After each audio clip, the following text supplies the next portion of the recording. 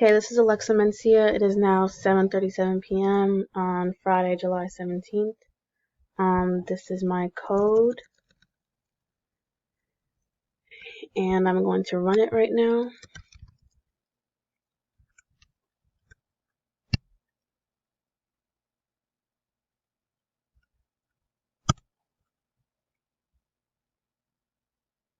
It shows the cases, and now I'm going to prompt it to ask for the coronavirus deaths.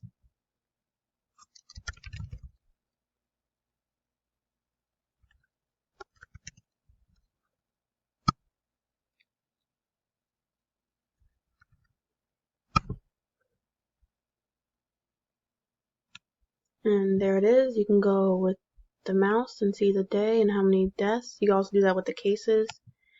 And then it stores it into a text file. And that's it.